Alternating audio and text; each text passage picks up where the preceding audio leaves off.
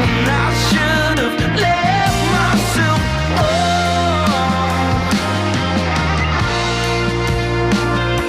But I couldn't have. Oh no, I couldn't have. I always open my gut when I shouldn't have. Oh no, I shouldn't have.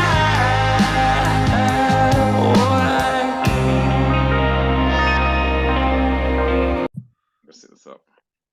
My man, you said you got some stories to tell, and I'm always open ears. Yeah, well, what do you want me to start when I came out of the womb or something, or how do you want me to go? How about we start before that? Oh, fucking me. Oh, well, what, my conceived, when I got conceived? Nah, well, I don't know, like, I've never done this before, so, like, what do you want to know? It's all good, brother. Like a friend of Carbon John is a friend of mine, mate. Like I think he pushed me over onto you a while back. And to be honest, I meant to reach out a while back, and for some fucking reason I didn't. You know what happens with the old admin stuff? Like we've just been trying to figure out technology, and two cavemen with some boulders have been smashing it, hit our heads together, and fingers crossed we've got it all sorted. But yeah, mate. You know, he said you need to talk to this bloke. He's a pretty sound bloke. So here we are. Oh, sweet. That's cool. That's cool. Oh, sweet. All right. Fuck, I don't know. I guess we could start with I've got one leg. You want to start there? Maybe let's start there. All right. Yeah. So I lost my leg last year, in June. So June the 6th, had an above knee amputation. And also got part of my lung taken out in the same day. Fucking hell. And yeah, just started walking, learned to start walking in September last year. Only just recently got off walking without a cane. Still need it for some distances. And yeah, this is around year 2 of being amputee. So wow. Yeah. What's it like? Yeah. How's life changed?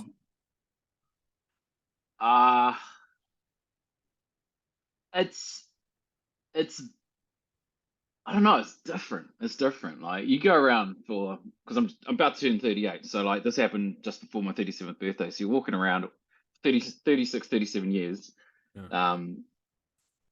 like not a care in the world, and then you have to relearn how to do everything with just one leg. It's like, yeah, it's like a baby learning to walk, right?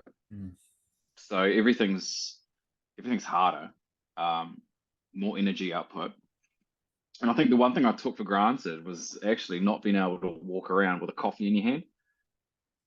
So like when I first got my amputation, had to learn how to use crutches, and then like you're crutching around the house and you're like, shit, I need to grab something. And then you actually have to you're like, fuck, where do I put it? So you just shove everything in your pockets, and then like, you can't put a coffee in your pockets. Like imagine that. Just go all over the show. I guess that's one thing I took for granted was learning not being able to walk without holding a coffee. Wow. Yeah. And what was that like, the transition mentally?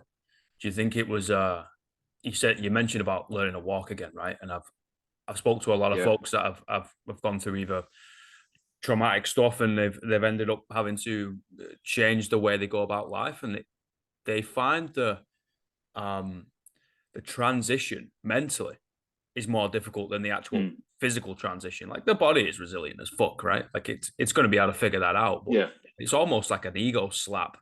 You know, like you said, learning how to walk, mate. You know, us dudes, us Neanderthals are like, oh, I can walk, I can sprint, I can jump, I can do all these things. And it's like, oh, actually, I'm not even at step 1 yet. Well, that's the thing. Like, I think it was the mental challenge was the hardest. So like I lost my leg to cancer. So before I even had my leg amputated, the year before that, I had a tumor removed from behind my knee. And before I started treatment, it was 12 centimeters in length. So it was huge. And it was like this, it was solid. It was like holding a golf ball. If you could have just imagined that, and just like pressing it, and it's quite hard and dense. Well, maybe not a golf ball because it was a bit squidgy, but like maybe a dog chew ball, you know, ones that you throw at the park. So like I had that removed and I had part of my calf muscle taken out and part of my thigh taken out as well before that. So going through that and having my leg in a brace for about 7 weeks and then learning how to use it again, like function to sit to stand. So I kind of went through that process before. And then I got told with my amputation, I was like 12 days before I had it cut off. And I was like, right, you got to have your leg cut off because cancer's back. And it was in the knee joint. Oh shit. And I was like, oh, okay, sweet as. Let's just get rid of it. Because if I didn't get it off, they would say, oh, you'd be dead in like less than a year. So I went, flew up from Wellington up to Auckland because my surgeon was up in Auckland. And then I was pretty like, oh yeah, should be all right. Let's go, let's get it done. Been through surgery before. Holy shit. I was not prepared for that. It was fucking horrendous. And one thing I think was the biggest challenge was the phantom pain, you know? The phantom pain, just trying to get through that. And the first month of amputation was just horrendous. Absolutely horrendous. So yeah, physical, it's okay, but the mental game is the worst part. Because like, I don't know, just going through it, just thinking back to June last year, you have really dark thoughts. Because like every 5 minutes, your legs would start pinging. Like imagine like, I don't know, you ever been shocked by an electric fence at a farm? Of course. Yeah, imagine holding on to that electric fence, just holding on, and it just goes, and then you let go, and then 5 minutes later, you're an idiot, and you're like, oh, that was fun, like Steve-O from Jackass, so you decide to go hold on to it again.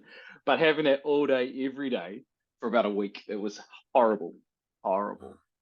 So, I don't know, mental game, you struggle, but to get over it, you just have to just fucking suck it up, buttercup, you know? Yeah, I mean, what other... If that makes sense, I don't know. I'm like freestyling all over the show. Mate, freestyle the fuck out of it. Let's talk. That's all it is, man. And you said yeah, I can imagine, mate. Like it goes up and down and around the houses in a whirlwind, and the body's freaking out, thinking, hold on a minute, like I'm supposed to be able to send blood all the way down to the tip of my toe, and that fucker's no longer there. What am I supposed to be doing? Somebody got in there with a saw and hacked it off. The mind is like, wait, hold on a minute. Like this is a bit of a different, but it's way of living. Yeah, but it's still like that today. Like right now, I can feel my foot, and it's not there, but it's vibrating. You know, like pins and needles. Yeah. So I'm feeling that right now, like in my big toe, in the pad of my foot, and my arch, and sometimes my calf muscle. But I look down, and I'm just like, it's not there. But your mind just thinks it's there. So it's quite crazy. Yeah. It's insane. Yeah. Sometimes it feels like, oh, it feels kind of nice, you know? Yeah. Reminiscing. Do you know what the weirdest thing? Do you want to know the weirdest thing? Is then like when I got home and I just got off like the morphine and all that stuff. And the first thing that I figured out was like I know it's gonna sound bad, but your anus is connected to your nerves in your leg. So like when I was going for a shit, you might want to delete this, but like I was doing my business, my number twos, and then my leg would start pinging at the same time. That was crazy. That was the weirdest thing ever. I don't know why I just told you that, but like, yeah, that's insane. So like, you learn a lot about your body when you get your leg cut off. All right.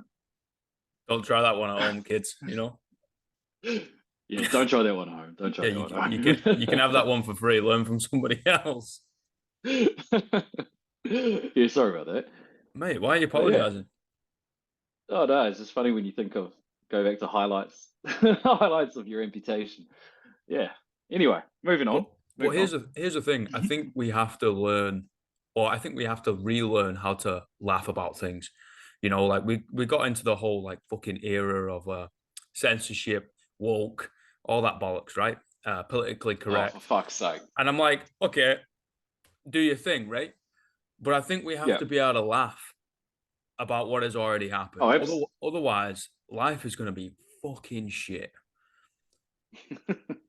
It's true. Like talking about politically correctness, I watched the movie Superbad last night. You seen that one? Oh, beautiful. With McLovin. Yeah. I haven't seen that since like late 2000s, and that's politically incorrect, and that was fucking funny. Good times. I heard I this think I might week. watch the 40-year-old virgin again. Oh fuck yeah! Or Zoolander. Oh, love the Zoolander. Yes. Yeah. I heard this week actually that you can either be politically correct or you can be authentic, but you can't be both. I think you should just be authentic. 100%. You know, like people are It's always like, going to get the knickers in a twist, right? Like you're always going to offend oh, you somebody go, for bro. just, oh, can you hear me? Yeah, it's kind of like if you're just being authentic and someone disagrees with what you say, like then fuck them. Move on.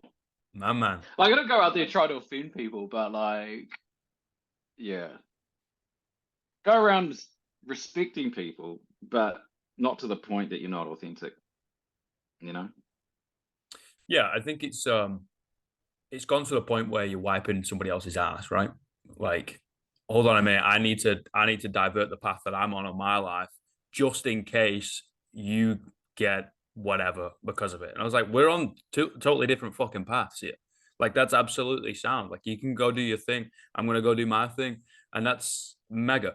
And like we can educate each other. We might say something that is completely offensive, and you have no idea what it is.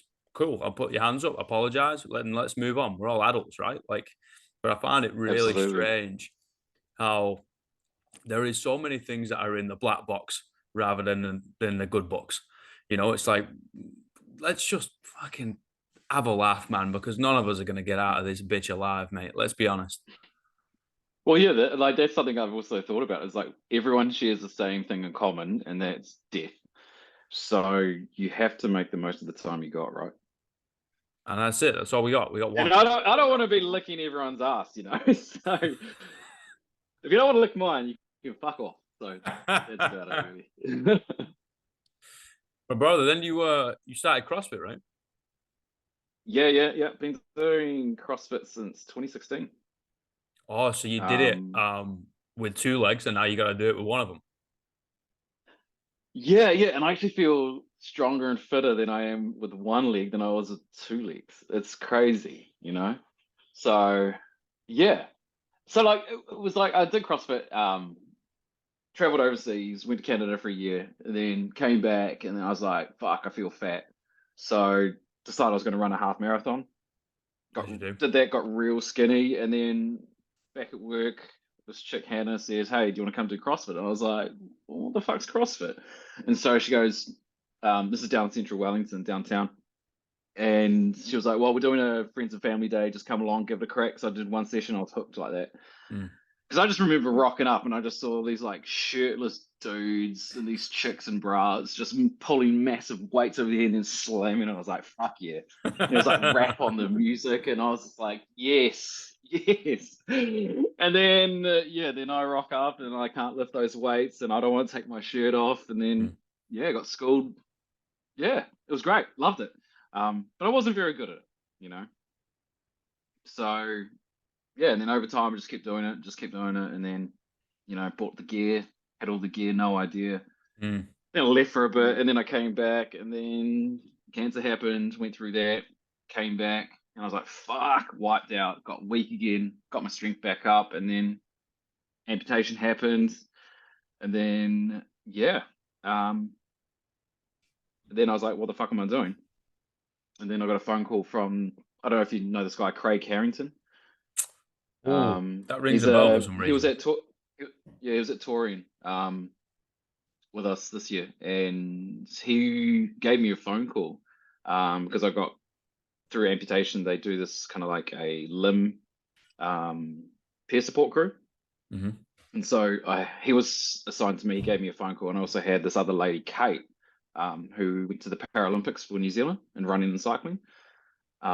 She won, I think it was the silver in Beijing, which is Wow. pretty cool. So I met her for a coffee, and turned out I used to teach because I'm a teacher. I taught her stepson geography, so like small world. So it was pretty fun, just like rinsing him to his stepmom, and yeah, it was good times. But this guy Craig rang me, and remember I was lying in bed and like having a nap, just trying to like get rid of the phantom pains. And then he just told me about Torian, and you guys go on YouTube, you can check it out. I'm wearing some like emoji eggplant shorts with a crop top, and I was like, bro, what is this guy on about? And then I looked at it, and then it was like Craig was down in the watch it. Craig was in the big auditorium doing some toast bars and stuff, and had Rogan Dean. You know that guy. He's a beast. And there was like other adaptive athletes. I was like, this shit's cool. And he was like, yeah, bro, if you just give it a crack, you might see you there next year. And so that was in end of June last year. And then over the next few months, I was just like trying to get back into work, get my leg, learn how to use my leg, which is a whole nother kilo of fish. And then it got to like December school holidays and got like 7 weeks off. And I was like, fuck, I might just give it a crack. And then just sign up to the Open, got to the Open. And then my goal was at the start of the year just to do the CrossFit Open. And so I kind of seriously took that into consideration about January. So like just set a small goal. And then I did the first workout, and it was burpees with what is it? Dumbbell snatch. Yeah, at 22 kilos. And I was like, sweet, 2 legs easy. And then it got announced, and it's like, went to practice it. I was like, I can't even fucking do a 15 kilo because it was from the floor. And I had my leg, and my leg operates as that if I'm lifting weights, I have to put it in lock mode. So it's like, imagine doing a Romanian deadlift and then putting a dumbbell over your head. So I practiced that, and I was like, holy shit, that's hard. I was like, rainbow back for days. You know? And then, gave that a crack, and I did okay. And I was like, oh, yeah, not bad. And then the next workout came, and I was like, oh, sweet, easy, skipping, rowing, and deadlifts. I was like, okay, I'll give that a crack. And then I was like, fuck. I'm like in the middle of the pack. I was like breaking up to like just below the top 20. I was like, oh yeah. And then the next goal I said, I was like, oh, I'll try and in the last workout just give the top 20 a crack. And then I did the workout. It was like shoulder to overhead and chest to bars, and then bar muscle ups. And I was like, fuck, I don't have bar muscle ups.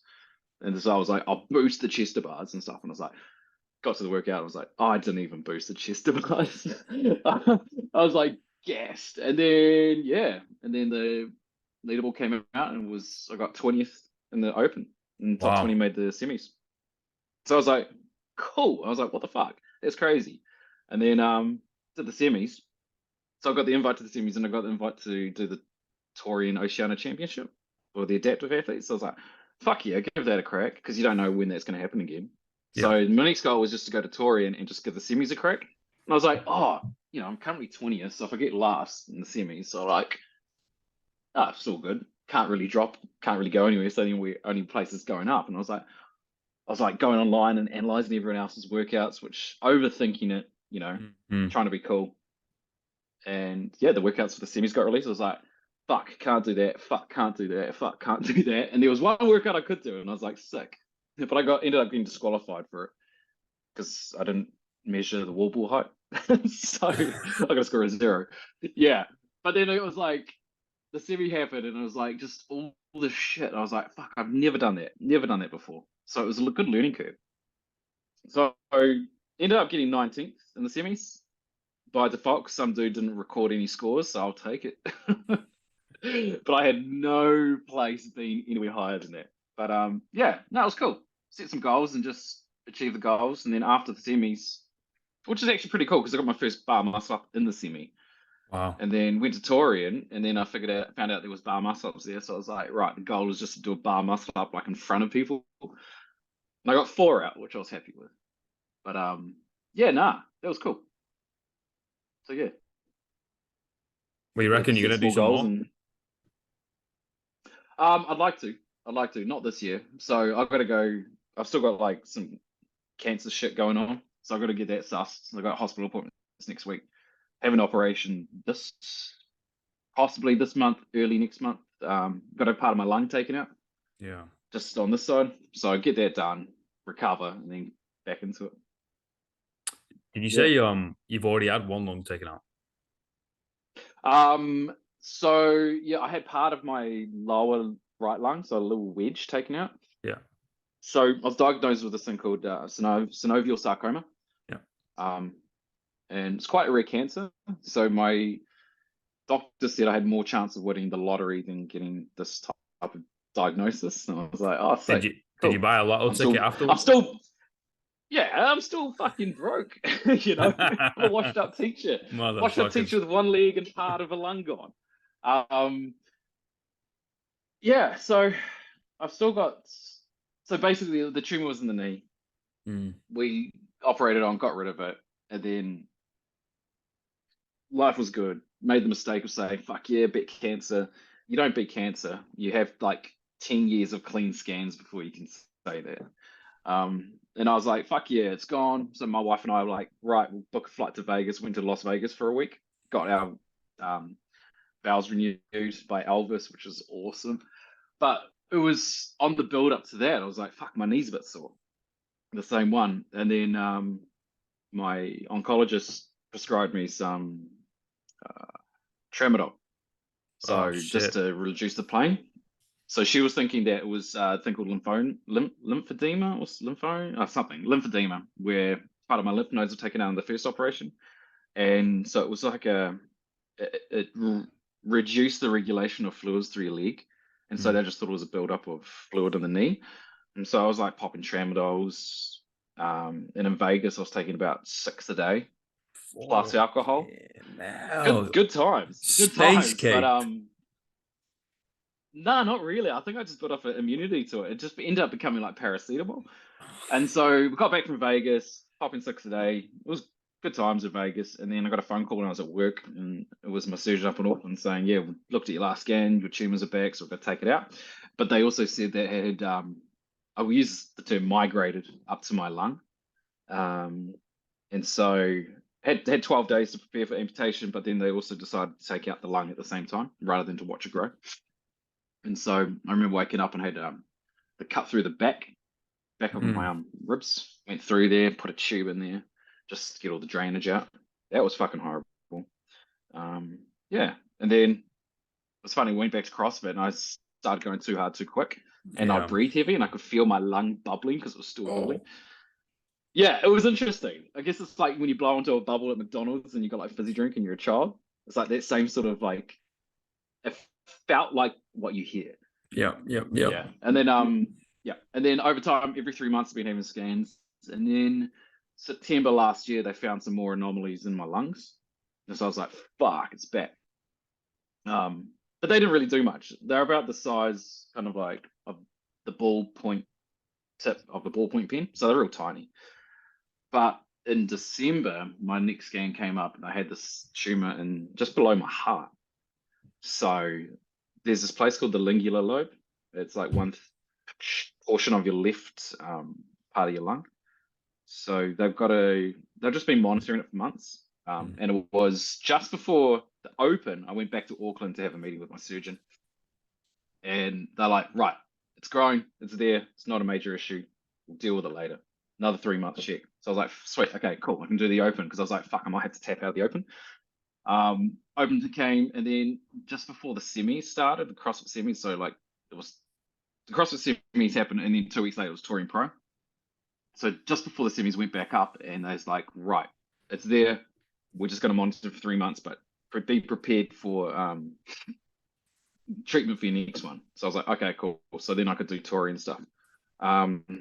So just had my scan after Torian, and it said it's growing. Just the lingular lobe. The ones in the little ones are just like chilling. They're just like a dormant volcano. They're not exploding or anything. Where this one's growing, and it's about the size of a New Zealand 20-cent piece. So you could just say your thumbnail. So that's how big it is. So they're just gonna go and pretty much take it out. So yeah. So I kind of like think about it, and it was like pretty cool to do like the CrossFit Open, CrossFit semis, and also doing Torian without part of my lung. People didn't know that. And then also having a tumor below my heart, like cancer in my heart. So it was cool to go to that event and do all that shit with cancer, you know? I guess you can say that. Yeah, man. Yeah, it's cool. Like, I guess like that's kind of one thing I wanted to like agree to do this podcast, because I was pretty kind of like reserved about it. I was like, what the fuck's a podcast? And I kind of just want to like just express is that like if you're going through like a chronic illness, you can still do shit. Yeah, your leg gets cut off. It's not the end of the world, but you just get up, get back on that horse, and get out there. You know. Yeah. So like I'll get this thing taken out, I'll have less of a lung. Well, I've got to stop losing body parts, otherwise I won't be able to do shit. It'll be like a potato. As long as you still Mashed got your potato. cock and But like, balls, mate, you know, it's all good. yeah, I don't want them to go.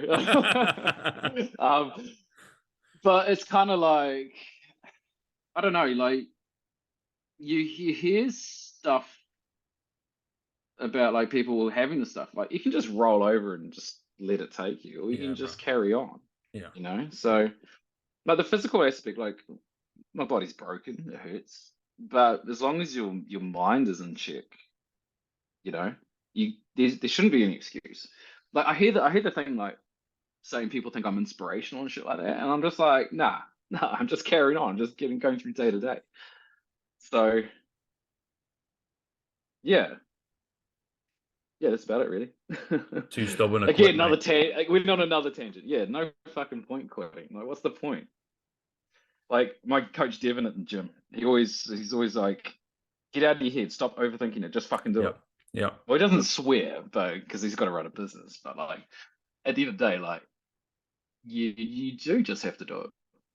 Like I'm very reflective because teaching profession, you have to reflect on your practice to be Yeah. a registered teacher. So I can't stop that. But sometimes you reflect too much, you overthink it, and then you don't do it. Yeah. Yeah. I was gonna say no to this podcast, and I was like, fuck it, just do it. So yeah, just do it. It's kind of like that Shia LaBeouf. Is that how you say his name? Guy from Transformers, the actor. Yeah. Yeah. Yeah. And that he comes out with that random video like quite a few years ago, and he's just Just like do it. Yeah. screaming into the thing, just do it. And you see like, and people like put like explosions in the background. Yeah, just channel your inner Shia LaBeouf. Yeah. It is Yeah, wild, like how little you actually need to know to start. You just got to get a little bit of movement, whether that's in the fitness realm, right? And you're just fucking walking mm. around, lifting things up or whatever. But like, let's take it out of that and go live. You know, just if you just do something, right, you'll end up getting a little bit of momentum from that, and then you'll learn what you need to actually make the right decisions later on down the line. You just got to fucking do Yeah, something. Go work in a news yeah, agents, man. Scrub toilets. Like, just get up and walk around the block 10 times, and you're like, oh, okay, I've just miraculously had an idea. It's like, yeah, it's because you're not fucking sat on your bed with your thumb in your ass.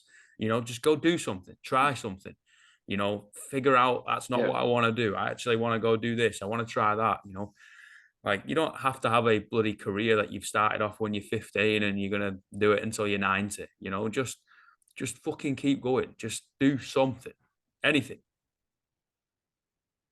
yeah. Do something, and then if you suck at it, just do it better next time, or do something different next time. Like I say that to my students, and so like when you give them back an assessment and they like fail it, you're like, well, do you know what you did wrong? Yeah, How are you going to change it next time? What could you do differently? So it's all about making those mistakes, learning from your failures, and just trying something different next time. yeah, I don't know, like, what's it saying? What's the definition of insanity? It's like doing the same thing over and over again, expecting different results. yeah. Yeah, I guess it's like, as you said, get off your thumb, get your thumb out of your ass, get off the couch, and just fucking go outside and do something. Mm. It's Yeah. it's strange. I think so many people are limited by the fear of failure. Like they're petrified of it, that they just kind of live so below their means of what they're actually Mm. capable of because they're so scared of like fucking up, right? And I just find it strange. I was like, when was the last time you Yeah. did something and you achieved it the first time? Fuck, I don't think I've ever done it, mate. Like, I'm blonde, I'm a Neanderthal, I've hit my head too many times. It's not gonna work. I'll try it first time and it won't fucking work. Okay, Mint, what are you gonna do? Cry about spilt milk? Or are you gonna go again? That's kind of it. Mm. Well, you could cry about spilt milk because that kind of like, milk's expensive, Here we go. you know. I might shed a tear of that. But no, you can't. You just gotta, yeah, just just learn from the mistakes. That's it. If you don't learn from the mistakes, then you're an idiot. I got a question. Yep. What are the 3 words you would tell your younger self?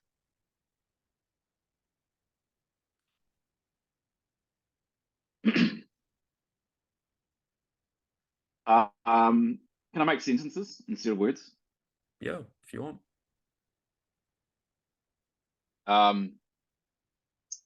Number one, stop eating corn chips. I was a fat kid.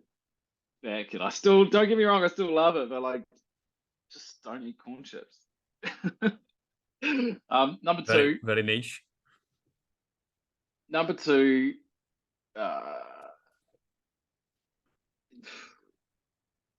I've used this before, but be tenacious.